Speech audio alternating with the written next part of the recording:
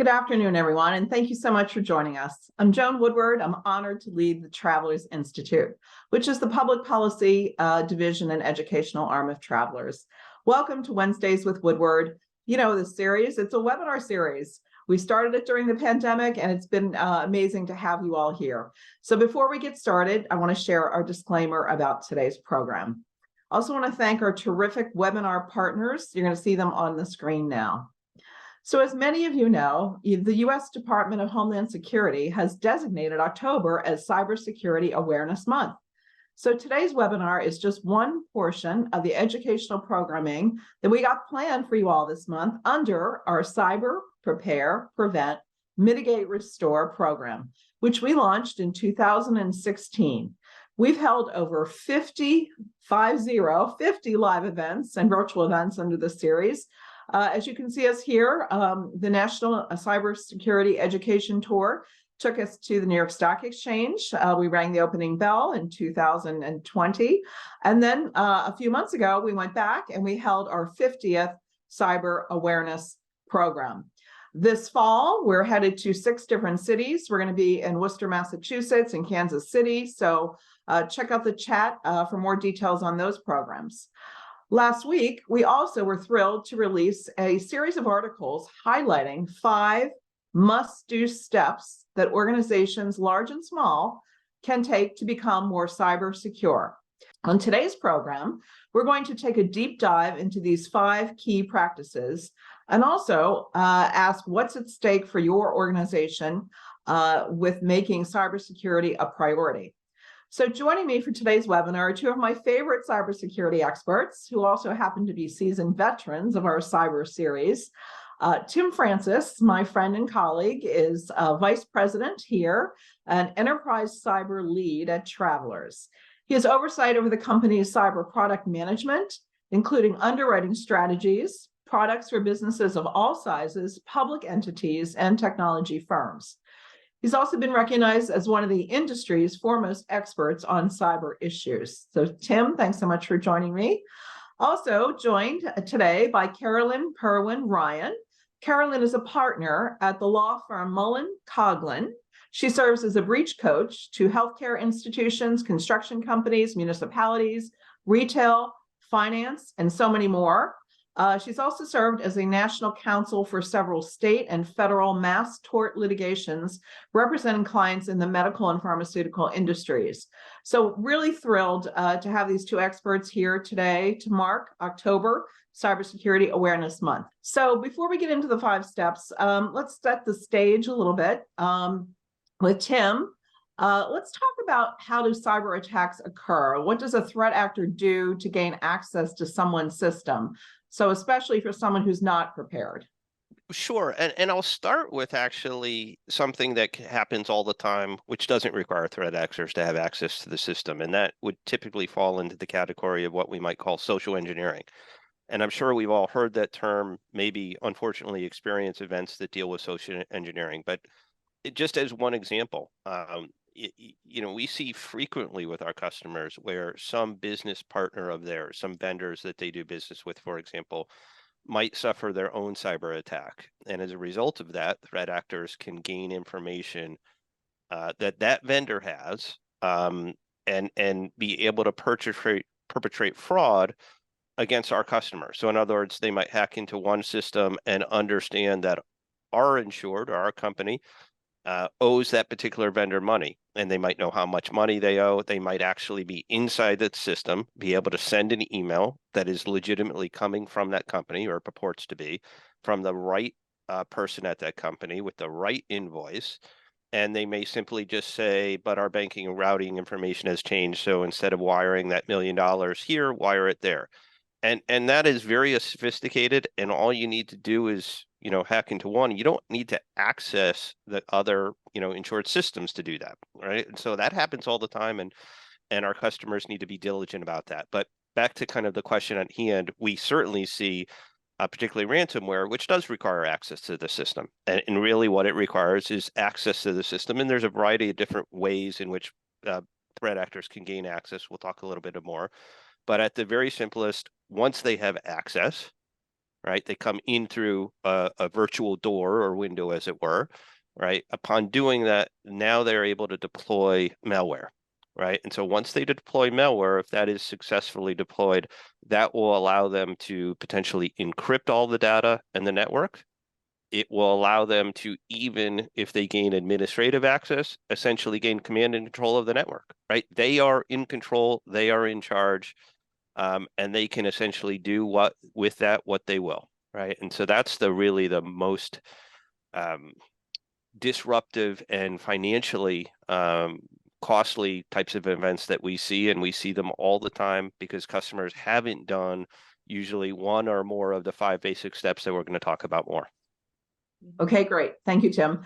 So Carolyn, for people in our audience who may really have a hard time thinking about cybersecurity issues or haven't looked at it recently or haven't made it a priority, what's at stake here? So why does cyber readiness matter for people and organizations today? Absolutely, John. Well, number one, what I always say, the ultimate goal is never having to call everybody, right, on this call. But what's really important about that is really what do you think about is your business. Everything is at stake is when it comes down to it.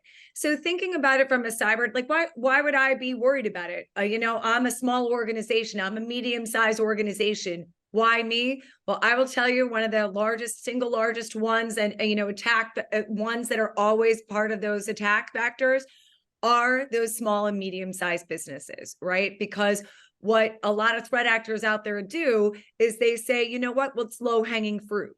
What are some things that I could do? Some of the things that Tim was talking about in order to get in the door. So to me, it's, it's not the ones that land in the news all the time, right? It's the ones, the small, the medium organizations, the ones that maybe have the doors open. Some of the things that we're going to be talking about, they don't have those implementations, or they don't have the funds in order to put those more robust programs and things like that in place.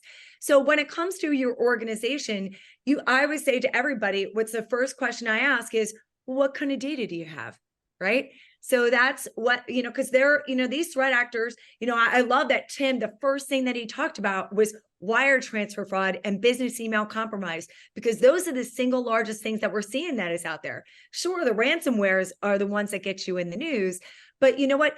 Business email compromise can sometimes be just as costly to an organization.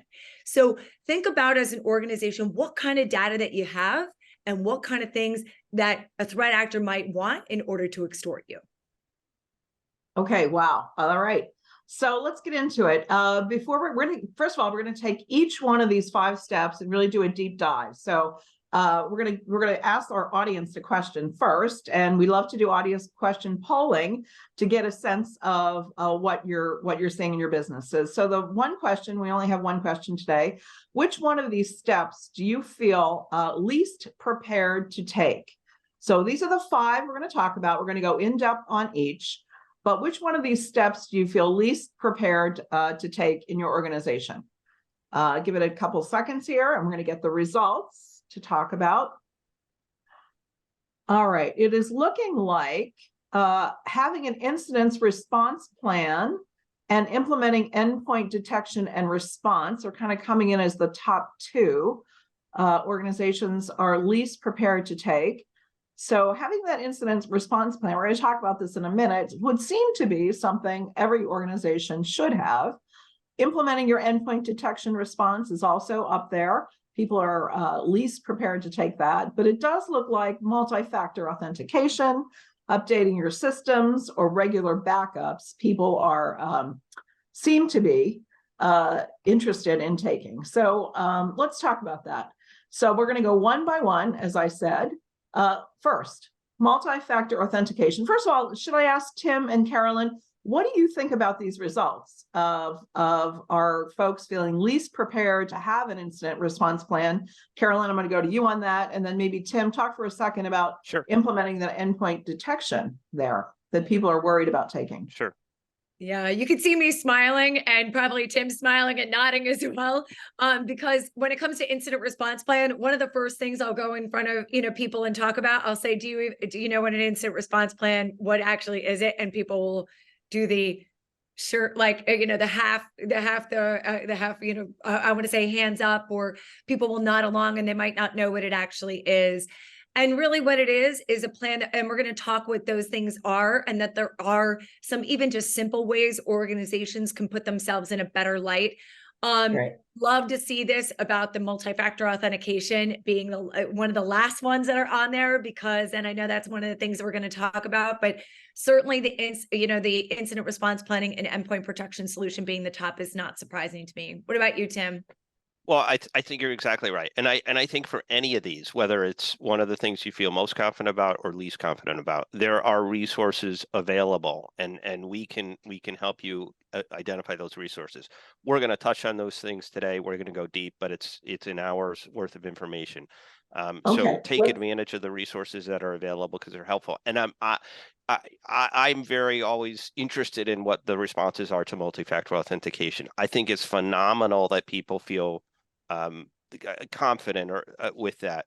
But I'm glad it's the first thing we're going to talk about, Joan, because what we find is, as much as people are confident in our experience, often many of our customers face threats, even though they thought they had MFA or did have MFA, but it wasn't quite configured as well as it could have been. It wasn't in all of the areas of the network that it should have been. And so I think this, while that's phenomenal to see that be scored low here, I think the reality is that people may be overconfident in how well they've deployed MFA, because we see time and time again that being the case.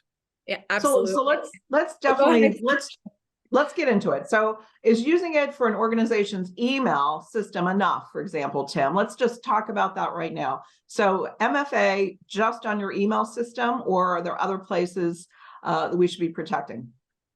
Well, certainly there's other places. Having it on your email systems, particularly as email more and more is cloud-based, right? And so because email is cloud-based largely, right, that invites some threats. So I don't want to discount the importance of having MFA on email, but it's certainly not enough, because there's other ways into the system, and so particularly when we talk about remote access, right? As many of us work from home more and more, when the pandemic first happened, we saw companies that some better, that adapted better than others. Some struggled with the ability to allow employees into the networks remotely. And even when we're largely coming back to the offices, everybody still has people that work remote for necessary reasons and need to an access system. So having the ability, for example, when you're accessing the VPN remotely, making sure that you have that protected with multi-factor authentication. And particularly important is the administrative access, right? Those individuals that are allowed, and necessarily so, to have access to essentially the command and control operational parts of the organization, those systems have to be protected by MFA, because if they're not, should a bad guy get in through some open doorway, it no longer is just isolated to a particular silo, if you will, within the system. They're going to be able to maintain control over the entire network if they can get into the administrative access. Okay, thank you for that. So Carolyn, is it hard to set up MFA? What is MFA? Give us literally the ABCs of MFA. Absolutely, Joan. So really, when you're talking about multi-factor authentication, you're talking about a multi-step account login process, right? That's the fundamental, really. And, everybody on there will, they have, some people say they get it in like a text message that allows them to log in, that gives them a code in order to log in. Some people, whether or not they have like a Microsoft Authenticator or a Duo or something like a secondary step to authenticate that is you who's going to be logging in. That's really what you want to be thinking about. So is it easy? Is it flipping a switch? No, not really, unfortunately, because it is that next step of the process where you need to have that secondary. You need to have, your cell phone near you, or you need to have something where you have that login code in order to enter that in. And this actually goes to, to Tim's point, which is it's not necessarily something easy to deploy across all things, across all organizations, because sometimes, like for instance, in the educational systems, is Chromebooks. Is it easy to deploy multi-factor authentication on Chromebooks? The answer is no, it's not. What about those legacy, some of those older systems that are out there, like the construction and manufacturing industry? One of the single largest targets that we're seeing now is those kind of issues, those operational issues, right? Implementing multi-factor authentication on those is very difficult for those organizations and sometimes can't even be done, right? But knowing that as a potential, avenue in which they could be a vulnerability, those are one of the first steps that you want to have with an organization is, what are my vulnerabilities? And having a threshold level of multi-factor authentication is just that first step in making sure that your organization is protected. Okay, thank you for that. One last question for Tim on this topic, and then we're going to move on to the next step. What about those small mom and pop organizations out there? Maybe a small agency, they're going to have limited resources, their IT expertise. What do they do to try to get MFA on their systems immediately? Again, there's resources available, right? And we'll share some of that information. We've talked on many of these webinars about partnerships that we have with CISA, for example, which is largely designed for critical infrastructure, but many people are shocked to realize that they are part of critical infrastructure, and many organizations are, even if they're not, right? That information is largely publicly available, which gives some guidance. But there's other resources available, and I would encourage people to take example. Microsoft published a study, which is a couple of years ago, but it's largely true. 99% of the threats that we see can be protected by MFA that's adequately deployed, right? So when you talk about return on investment, right, the ability, MFA is, even if it's a little complicated to do, very inexpensive to do, and the protection is tremendous. And I think when you look at it from that perspective, if you're still confused about how to do it appropriately, please reach out and get the right resources, because it's critically important to do it.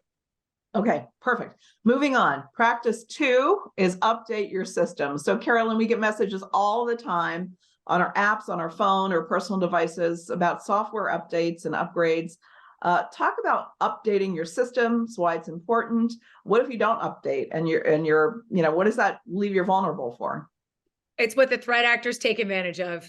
You see those updates that are out there. It is not something like, a phone update. It is something that, especially when you have those, you have an internal, I want to say, a person who's taking a look at your systems, and what they want to do, these threat actors that are out there, they're looking to take advantage of all of those, right? They know that there is those vulnerabilities that are out there, and what they do is they try to find ways around it, or they take advantage of people, parties, companies that don't implement it quick enough. So they are looking out there for those. I would say, don't make yourself one of those, easy targets that are out there. So update quickly when those vulnerabilities, you see them come out.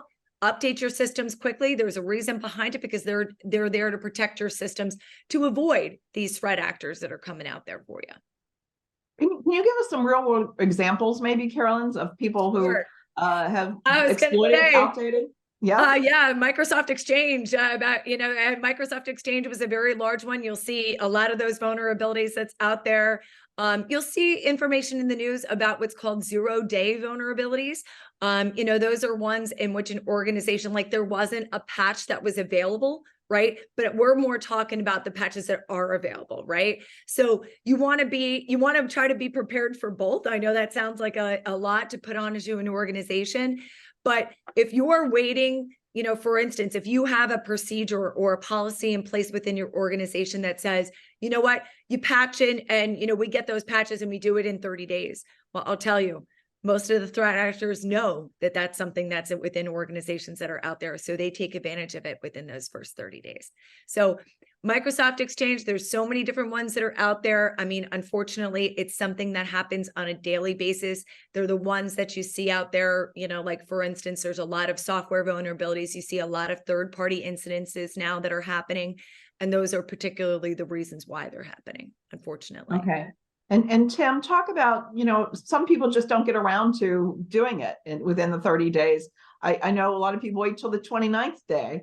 What are the risks, though, of running systems that are, out of date? Well, I mean, it's exactly that, right? Particularly on software, right? So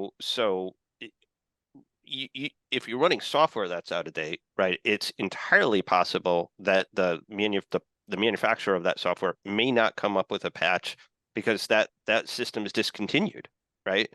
And even if they do come up with a patch, they may not push that patch out. So oftentimes, when you're running systems that are up to date and software that's up to date, you're going to get that notification, right? You're going to actually sometimes have to almost deliberately ignore plenty of warnings that are coming your way. And we still see that, right? And Yeah. and as Carolyn said, and as we say in our industry, right, it's 0 day only at day 0, right? Once the patch is available, it's no longer 0 day, right? And we see time and again customers where there's a patch that exists, they have not done so. And sometimes it's not on the 29th day, it's on the 49th day and the 59th day. And the threat actors they're going after low-hanging fruit. They can go out and scan networks and see whose vulnerabilities exist and where they exist and take advantage of them.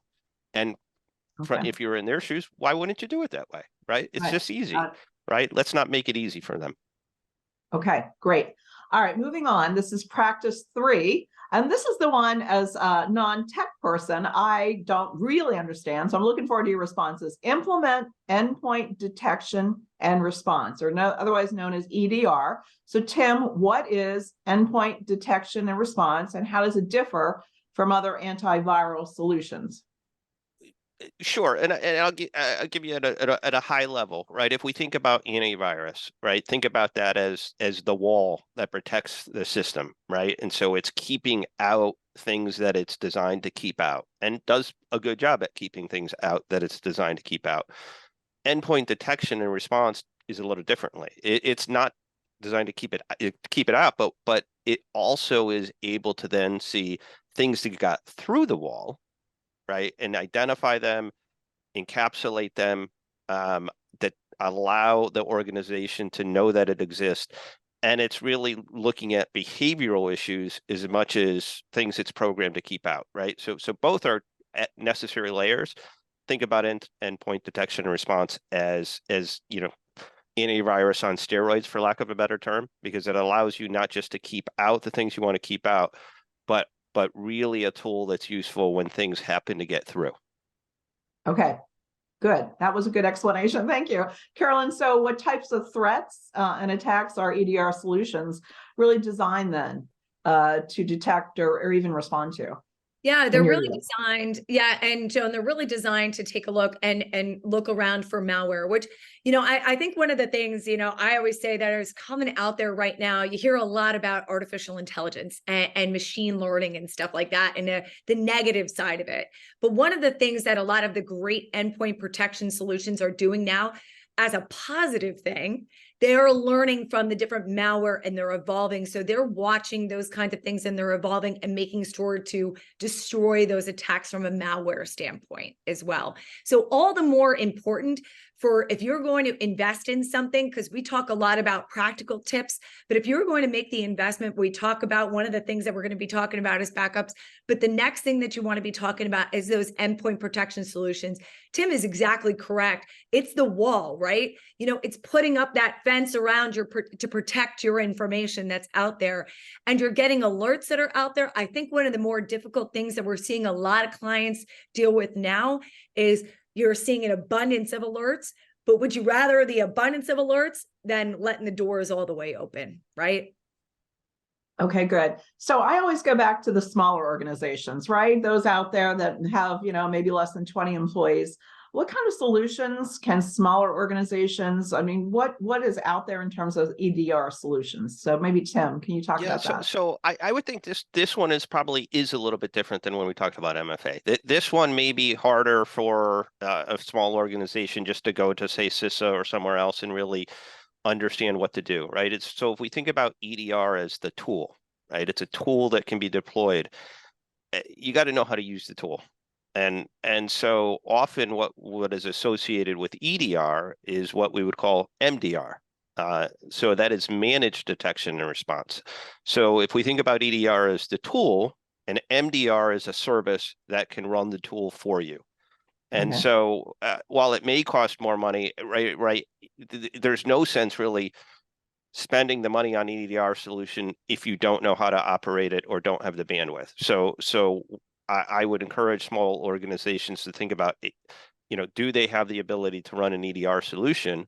And if not, have an MDR, which is a service that can run the tool, because that's going to maximize your capability, and it's going to maximize your ability for that tool to do all of the things it can do, and all the machine learning and AI that goes into it is only as good as the human beings that are understanding what that means for them.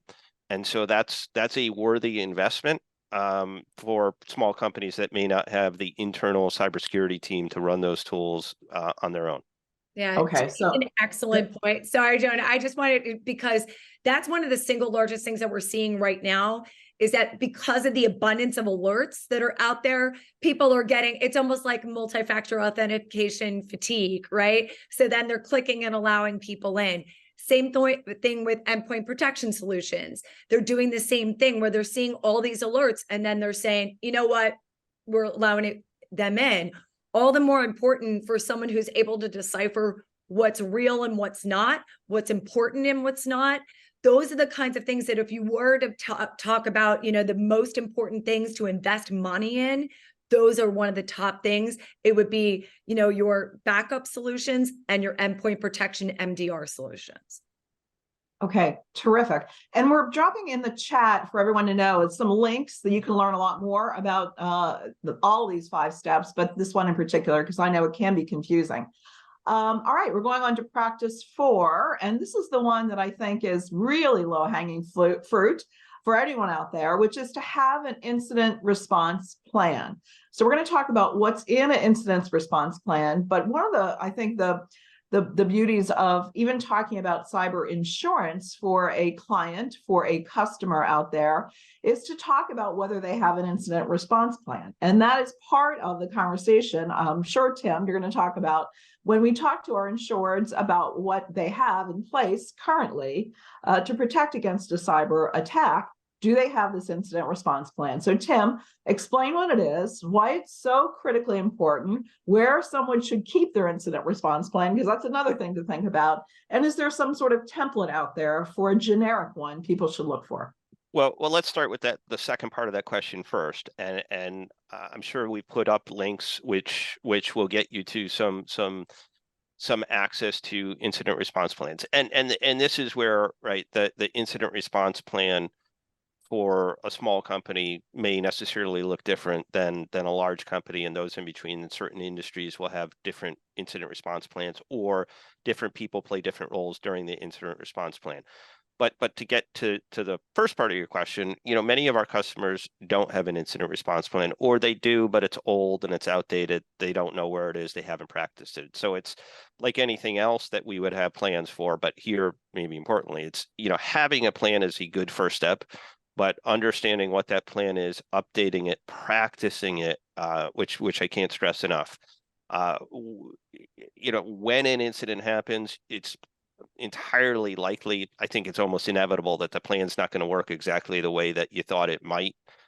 You're going to learn from that, but having the plan and having prepared for it is also inevitably going to make the experience much better than it would have been if you had no plan and you hadn't prepared for it. And there's some basics, right? You can see in some of these, there might be 4 basics or 5 or 6, depending on which, if you go to NIST or MITRE and some other sources. But preparing first, right? Understanding, we've seen, for example, the emails are compromised and the threat actors are seeing emails back and forth between folks on what to do, right?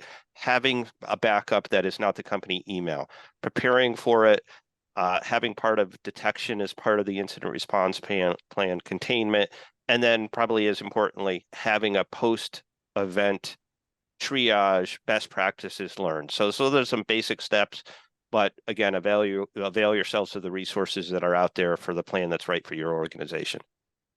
Okay, great. Carolyn, to you, I imagine you've been involved in developing these incident response plans for lots of people.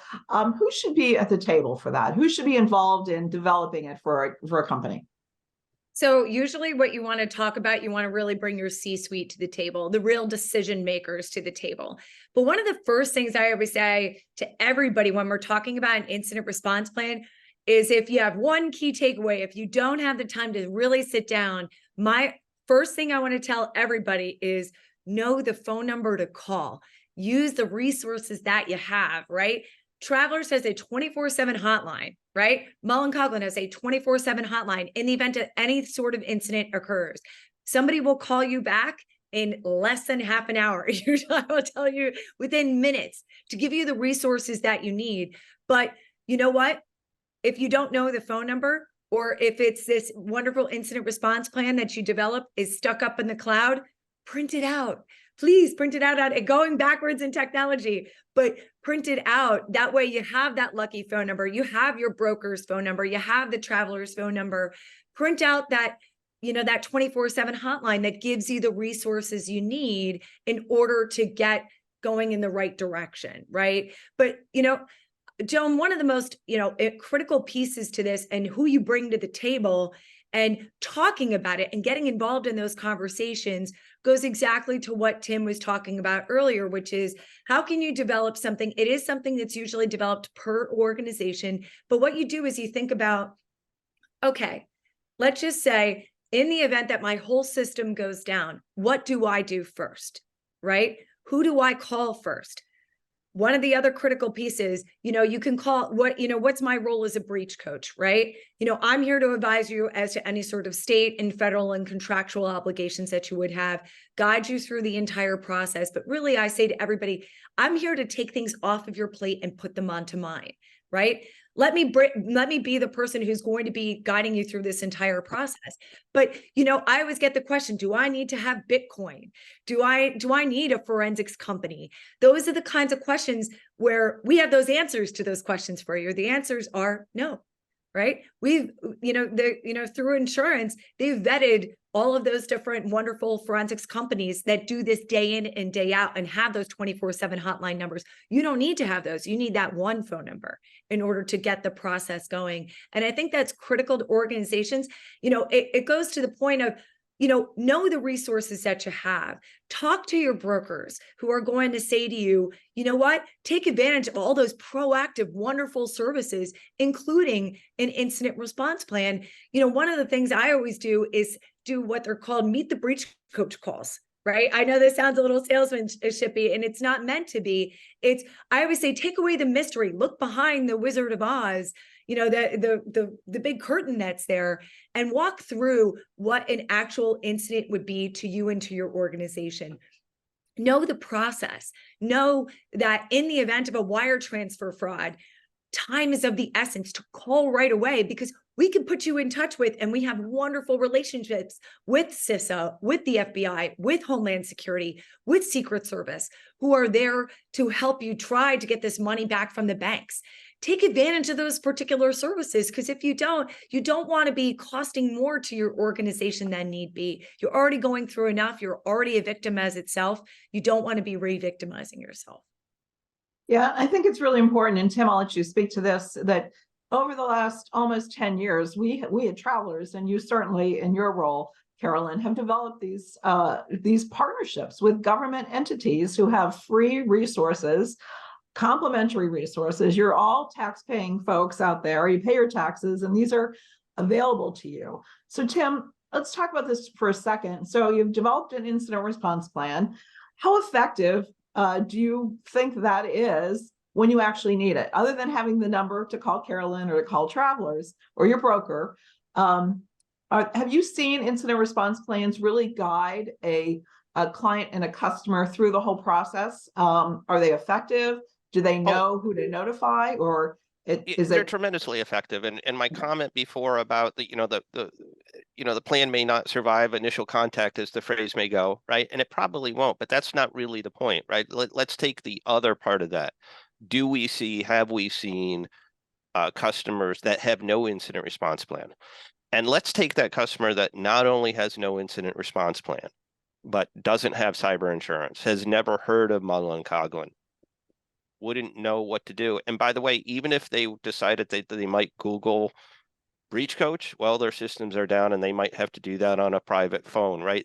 So when we see customers, and then less and less do we see this because it's part of our process to make sure customers that don't have incident response plans do, but when we see customers that don't, they are in a really, really bad way. And particularly those customers that might not have insurance and might not know how to get in touch with Mullen and Coughlin, they're essentially on their own in what is a situation where minutes and hours matter, right? So when you have that incident response plan, when you've practiced it, the number one thing is the anxiety factor is lowered, right? Your ability to then know what to do and to have practiced it and people know what their role is, it makes them more effective in those roles because the anxiety is so much less. I mean, this is a mission critical thing, often happens over the weekends, middle of the night, right? And you can imagine the stress levels, and reducing the stress levels makes the process more effective. And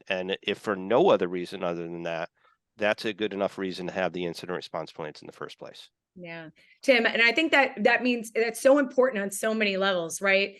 Number one, when you have, such a high level of stress, and that could be wire transfer fraud, business email compromise, ransomware, whatever it may be, any type of incident, you need to be thinking about, number one, are you preserving any and all evidence when, an incident occurs? Because organizations, sometimes before they call, what they'll do, they'll wipe things clean, right? And what do you do? What happens when you wipe things clean? You're wiping away the evidence to see what actually happened, right? But we would walk you through all of that, right? The reasons why, the importance behind calling right away. So we talked about wire transfer fraud, the, preservation of evidence, so we can see what, how this happened, especially with ransomware incidents.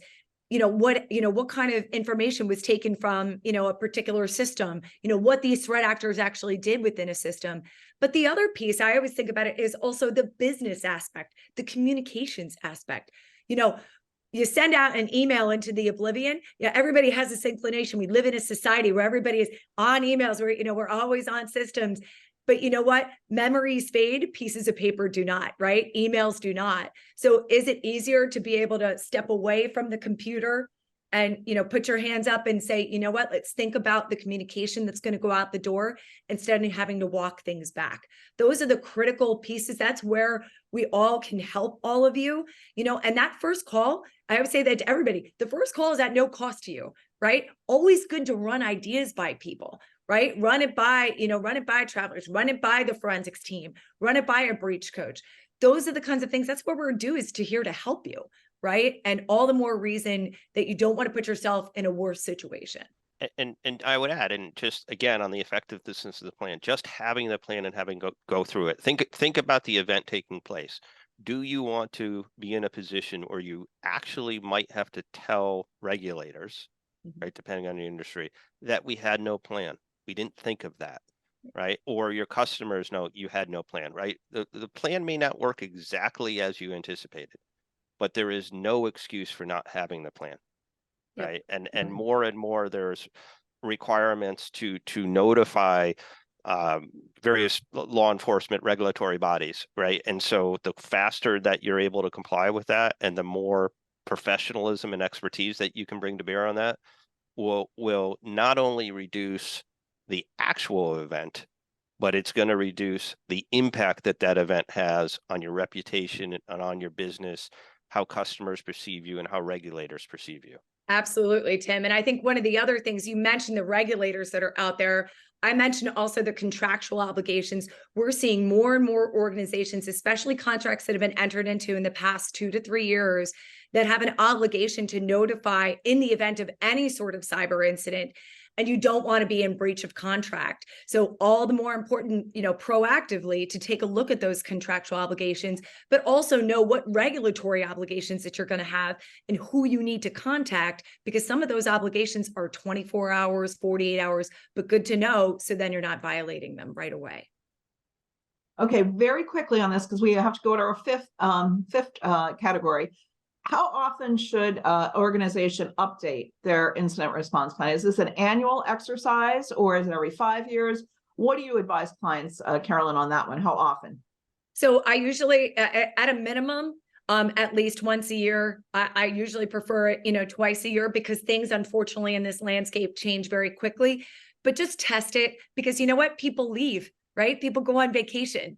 Make sure to have people's cell phone numbers, out of band emails that Tim was talking about earlier. Those are the kinds of things that you're going to want to think about at least once to twice a year. Okay, very good. Now we're going to move on. This is practice 5, everyone. Regularly back up your data. So, Carolyn, why should you be backing up your data? What does it mean by regularly backing this up? Well, you know what? Think about to yourself, you want to give yourself options in the event of anything happening, right? So what is backing up your data meaning, right? So in the event that, your systems go down, everything gets encrypted, you want to be able to take a look into the stuff you put in the system yesterday, right? So you want to, if you have invested, and we talked about really good investments, endpoint protection solutions are one of them. Backups are the critical one. I would put that as like a number one, if you want to invest in really good backups, because these threat actors, what do they want to do? Their ultimate goal most of the time, I mean, some of it's, they're thinking about intellectual property, but the other piece to it is money, right? So what do you think that they're going to do and go for first? They're going to go for your backups first. They're going to try to wipe your backups clean, because they want to leave you in a position where you're going to have no choice but to pay them. Right? So if you invest in good backups that are separated, backups that are, secure and separated from your organization, one that was from yesterday, one of the single largest costs that we're seeing right now are business interruption costs, right? Not being able to get back up and running from your, getting your options in terms of the data itself, getting those back up. You just want to be in the best position in order to make sure that you wouldn't have to make, any sort of payment to these threat actors. Okay, good. So Tim, talk to us about what types of data should be backed up on a regular basis. Well, certainly, as Carolyn said, right, the data that's changed, right? Doing a full backup of all your data and systems is critical, but really it's also backing up the data and systems that have changed since the last time you did a full backup, right? And so part of that is an assessment that's necessary, and really, it's maybe easy to say everything, but it's that those data and systems that are necessary for the core mission of the organization to run their business. And just to put that into some perspective, and to maybe go back in time a little bit, when the ransomware threat kind of first came upon us in the cyber insurance industry, ransom demands were $300-400, right? And the reason that they were so small is because the threat actors weren't into the backups, right? And so somebody would have this threat on their, and might not even really care, because their business wasn't disrupted. As the threat actors got more sophisticated and they were able to encrypt the backups, right? And that's when we saw ransom demands go from $300-400 to tens of thousands, hundreds of thousands, and millions of dollars, right? And over the last year or so, or a couple of years, we've seen a lot of really good due diligence about backups being better. And despite the threat actor community, increasingly deploying ransomware, some of the actual the frequency in which customers have to pay ransom is down. The amount of disruption in terms of time is down, and ultimately the amount of ransom is down for many of our customers too, because they've gotten better at backing up their system. So understand what data is mission critical.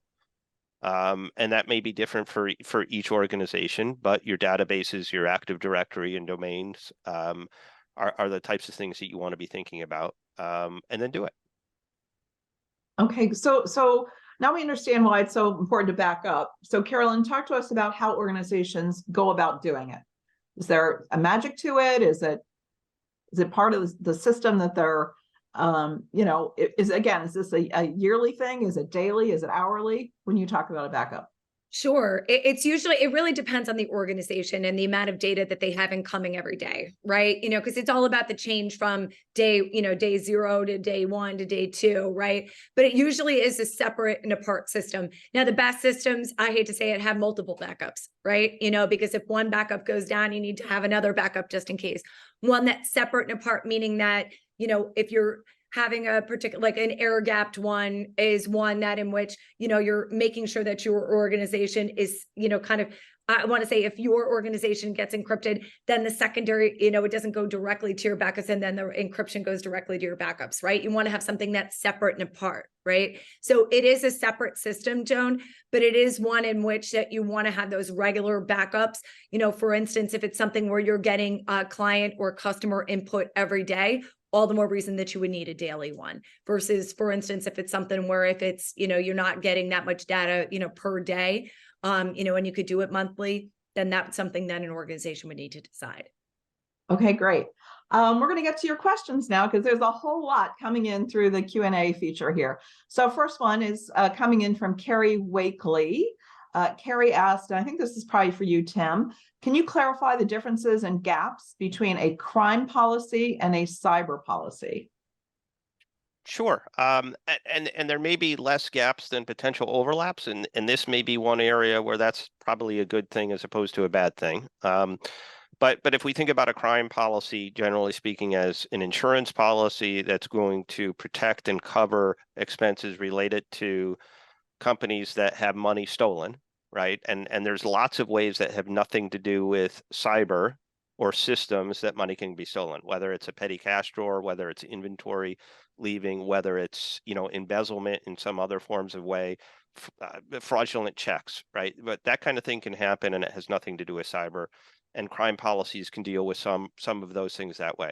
But there is some overlap because more and more people use technology to steal money, right? And not just steal money, not just in the extortion stuff that we've been spending a lot of time talking about, but what we might call computer fraud. So actually manipulating the keys, if you will, or the inputs so that money is wired out of an organization, or what we might call funds transfer fraud, which is a coverage that can exist in both cyber and crime policies, where a threat actor has enough information to essentially pretend to be you.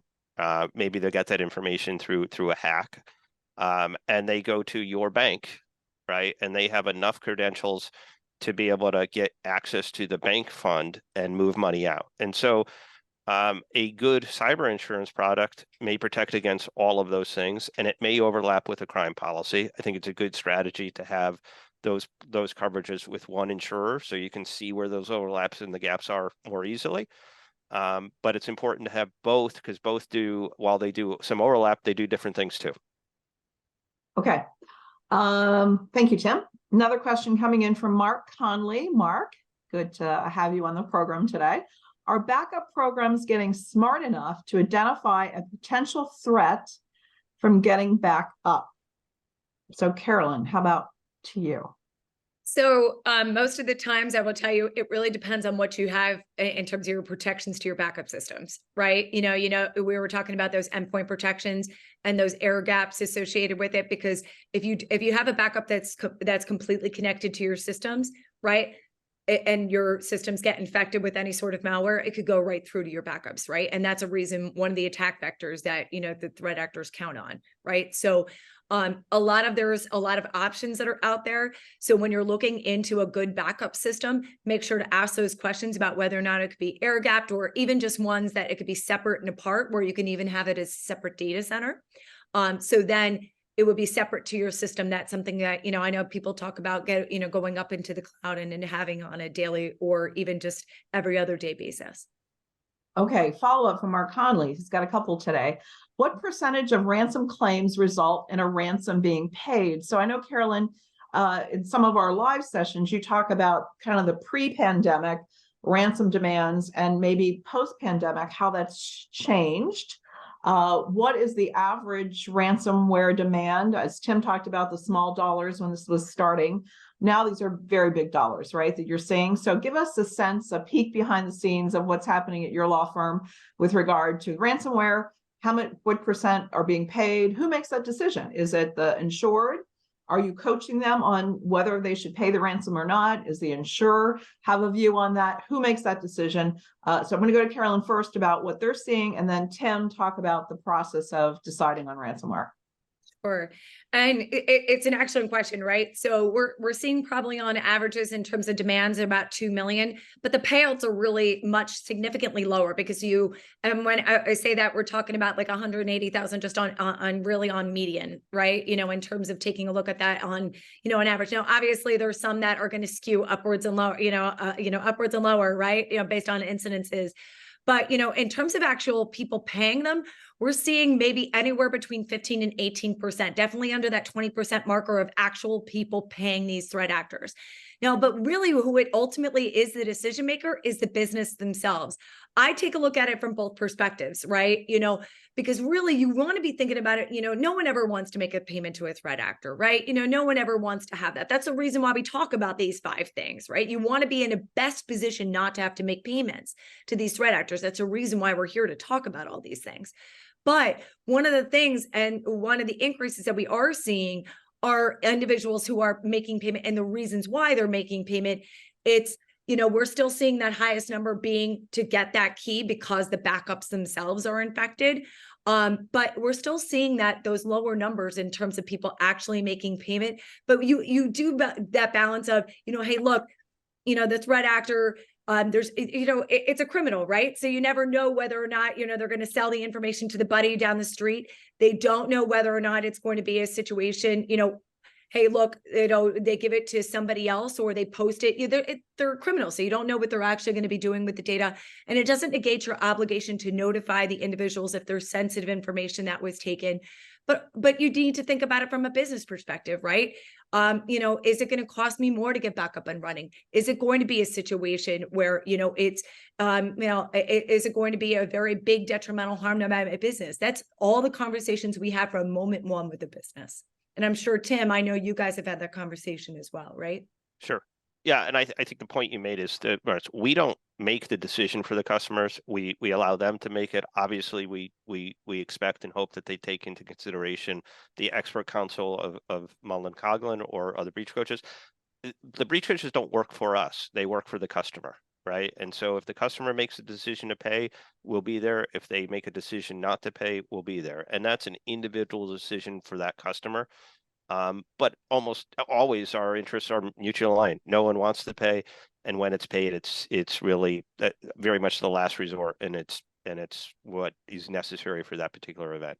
Exactly. The only exception would be is whether or not that they be a sanctioned entity, whether or not that they would be on the OFAC list, the Office of Foreign Assets Control list. That would ever be a reason not to, that you absolutely cannot, pay, and that would be a reason why we would say absolutely not. That would be something that we would never counsel as to.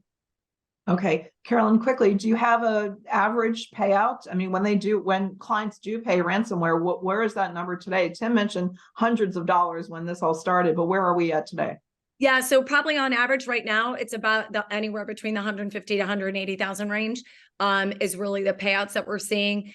We are seeing definitely an increase in the demands up to that $2.2 million on a median. But then, of course, you just always have those outliers, unfortunately. Yeah. Okay. Tim, this question is coming in from Adam Andler at MJ Insurance, and he's asking you, what does the future hold for cyber insurance underwriting? So what are some of the challenges and opportunities kind of in today's marketplace? Because obviously this has been an evolution, right? We didn't have cyber insurance 50 years ago, 20 years ago. So what are you seeing now? You're our chief underwriting officer for cyber at the company, and it's a big challenge, right? In today's marketplace. Yeah, it's a huge challenge. It's a great question, and it's a ever evolving and necessarily ever evolving process. And we, if a phrase, sometimes technology and threat actors move at a different pace than insurance does.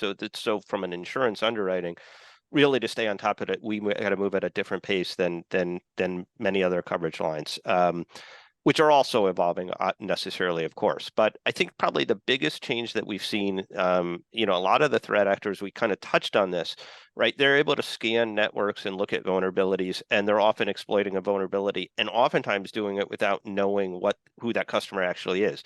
They don't know who the customer is until they've exploited the vulnerability, and they're inside the network in many cases. Right. So what we're doing is to do some of that scanning ourselves. We're understanding where those vulnerabilities are. So we're getting information from our customers in terms of an application and what I'll say is traditional underwriting. but more and more we're relying on third-party data for us to understand what vulnerabilities our customers have. Use that as part of our underwriting, sure. Maybe more importantly, or certainly more importantly, be able to reach out to a customer and say, hey, we see something on your network that maybe you're unaware of. Here's what it is. Here's an issue. Here's access to resources that can help you remediate that vulnerability. That helps them not have the claim, which obviously helps us financially. And it's really, to borrow a phrase, a win-win for everybody. Wonderful. Okay. Last question here coming in from Heidi Springer. And there's a couple of questions on this. VPN, you all did not mention VPN once. For remote workers, is it necessary to have VPN in today's world? Yeah, and I think actually Tim did mention the virtual private network, otherwise is VPN as part of the multi-factor authentication, one of the things that you want to have as a threshold. But absolutely, it's something that you want to have. It's, again, talking about walls that you put up before your remote desktop protocols, things along the lines of that nature. Just thinking about how you funnel people to get into your organization, all the more critical to have multi-factor on those particular for VPN. Okay, great. Listen, the hour has just flown by. I want to thank you so much, Tim and Carolyn, a wealth of knowledge. We'll have the replay out for this session very shortly. Check out our resources on the web. Take our survey about today's program. We love to hear. It's in the chat. So we'd love to hear from you and what other topics you want to understand on cyber and anything else related to insurance. So do that as well. Tim and Carolyn, thank you so much.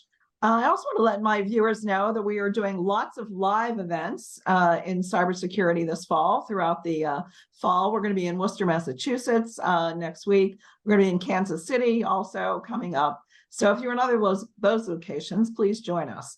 And then I have a very, very special guest to celebrate our 100th episode on October 25. Alan Schnitzer, a Travelers chairman and CEO, will join me for a sit down about his last many years leading this company. And so we're really excited. He's going to talk about leadership and leading through the pandemic, leading through change, innovation. He's done it all. So please join us then. We have a number of other webinars coming up. One with our Citizen Travelers program, October 30th, talking about the Supreme Court and understanding what that court is about and what it does. After that, we're going to look at Gen Z on November the 8th.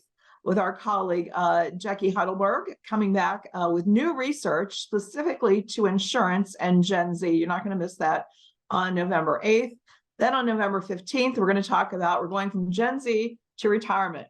Mark and Judy Rollins, two of my friends in the insurance industry, recently retired, and they have figured it out, folks. We're not going to talk about finances. We're going to talk about a successful retirement plan for you and your loved ones.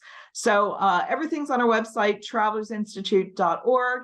Thanks again for joining me, as always, on Wednesdays.